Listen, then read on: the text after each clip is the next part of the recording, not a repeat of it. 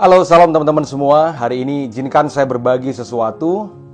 Kalau kita benar-benar mengasihi Tuhan, maka kita akan meninggalkan segala sesuatu yang benar-benar Tuhan tidak suka untuk kita lakukan. Ada banyak orang yang percaya Tuhan, tapi ada banyak mereka yang tidak mau hidup di dalam kebenaran. Padahal dua hal ini yang harus ada di dalam hidup kita. Kalau kita benar-benar menjadi orang percaya, maka kita harus menjadi orang yang percaya yang menghidupi kebenaran dan kekudusan. Dua hal ini tidak bisa hilang daripada kita. Karena dua hal ini yang bahasa saya, ini yang membedakan kita dengan orang lain. Yang membedakan kita dengan orang lain bukan karena rumah kita lebih besar, bukan karena mobil kita lebih besar, lebih mahal maksud saya. Bukan karena deposito di bank kita lebih banyak, bukan karena apa yang kita pakai lebih mahal daripada orang lain. Tapi yang membuat kita berbeda dengan orang lain adalah ketika hidup kita di dalam kebenaran dan kekudusan. Nah, dua hal ini yang seringkali ditolak oleh orang atau tidak disukai. Kalau ngomongin tentang berkat, semua orang suka dengan berkat. Kalau ngomongin tentang kesembuhan, semua orang suka dengan kesembuhan. Kalau ngomongin tentang mujizat, semua orang suka dengan mujizat. Tapi kalau ngomongin tentang kebenaran dan kekudusan, tidak semua orang suka. Kenapa? Kalau kita ngomongin kebenaran dan kekudusan, maka kita akan hidup dengan prinsip-prinsip yang kadang bertolak belakang dengan prinsip dunia. Ingat, Alkitab katakan, janganlah engkau menjadi serupa dengan dunia. Nah, itu yang membedakan kita dengan orang lain. Kalau kita ngomongin, Pak Pendeta, saya ini anak Tuhan. Ya, tapi korupsinya sama. Cara maki-makinya juga sama. Ya, kita nggak ada bedanya kita dengan orang lain. Karena yang membedakan kita dengan orang lain adalah ketika kita hidup di dalam kebenaran dan juga kekudusan. Yang pertama, kita ngomongin dulu kebenaran. Ikut Tuhan itu nggak cuma sekedar baik. Baik saja nggak cukup. Karena ada yang baik tapi belum tentu benar. Tapi yang benar pasti mendatangkan kebaikan.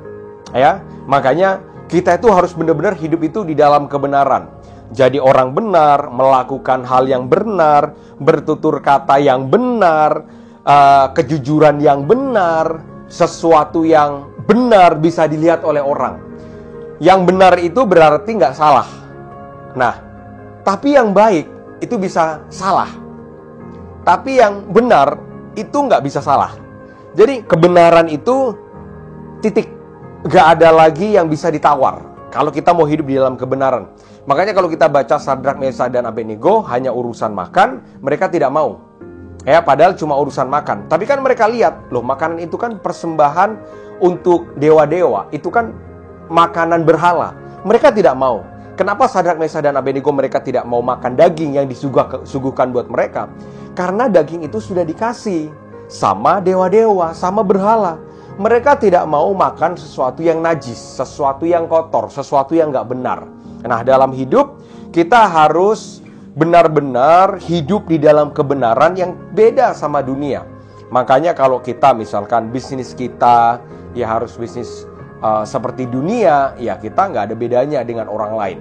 Makanya harga kebenaran itu harus ada dalam diri kita, harus titik dalam hidup kita, bukan koma. Tapi kan gini, kelihatannya kebenaran, Pak, kalau kita benar, Pak, nanti kita dirugikan, Pak. Pak, kalau kita benar, Pak, nanti kita bisa dicurangi, Pak. Kalau kita benar, Pak, ya orang lain bisa makan lebih banyak. Makanya korupsi sedikit, Pak. Kalau kita melakukan hal yang sama, ya berarti apa bedanya kita dengan orang dunia yang gak kenal Tuhan? Terkadang kalau kita mau hidupi kebenaran, orang benar, orang yang hidup dalam kebenaran itu terkadang seolah-olah disisihkan. Seolah-olah dianggap sebelah mata. Seolah-olah ditinggalkan. Seolah-olah selalu di paling bawah, disalahkan, dan tidak dinomorsatukan. Ingat prinsip satu ini. Kebenaran bisa disalahkan, tapi kebenaran tidak akan pernah bisa dikalahkan. Kelihatannya kita jadi orang benar, tapi justru kita dianggap aneh. Kita jadi orang benar, tapi kita malah tidak diperhitungkan. Gak apa-apa. Karena hidup itu yang paling penting diperhitungkan oleh Tuhan, bukan oleh manusia. Ya ngapain? Kita dapat wajah yang bagus di hadapan manusia, tapi di hadapan Tuhan kita justru ditolak. Hiduplah dengan kebenaran yang tidak bisa digoyahkan, yang tidak bisa ditawar oleh apapun. Enggak, benar, ya benar, titik, nggak bisa ditawar. Nah, yang kedua tentang kekudusan. Kekudusan ini banyak sekali yang banyak orang tidak suka juga dengan kekudusan. Suka ke gereja, tapi nggak suka dengan kekudusan. Padahal kita lupa bahwa Tuhan kita adalah Tuhan yang berhiaskan dengan kekudusan. Ngomongin kekudusan itu agak susah kita lakukan, karena kekudusan itu kadang bertentangan dengan keinginan manusia daging kita. Manusia daging kita itu sukanya dengan hal-hal yang tercela, sukanya dengan hal-hal yang dunia. Tapi manusia roh kita itu suka dengan kekudusan. Dan kekudusan itu harganya mahal. Gak banyak orang yang mau jaga kekudusan hidup. Mau diberkati dalam hidup mau. Mau berlimpah dalam hidup mau. Mau sukses dalam hidup mau. Tapi untuk mereka hidup di dalam kekudusan, karena kekudusan itu berarti kita gak boleh najis, kita gak boleh kotor dengan dunia. Nah, dunia ini benar-benar kita ditawarkan dengan segala rupa tentang kekotoran. Tapi kita harus hidup di dalam kekudusan. Hidup di dalam kekudusan tidak cuma kita yang mengerjakan, tapi Tuhan yang memberikan kemampuan untuk kita hidup di dalam kekudusan. Bahasa lain, kita ini yang kotor, kita ini sudah dikuduskan oleh Tuhan, dan kita ini harus hidup di dalam kekudusan. Percayalah, banyak banget yang di dalam hidup kita. Setiap hari kita harus bertempur untuk kita menang atas hidup dan menghidupi kebenaran dan kekudusan. Tapi aduh, susah banget. Susah banget. Kenapa? Karena yang paling susah itu bukan manusia roh kita, manusia daging kita ini. Manusia daging kita ini kan sukanya dengan dosa. Manusia daging kita ini sukanya dengan kesenangan. Manusia daging kita ini sukanya dengan ketamakan, dengan keserakahan.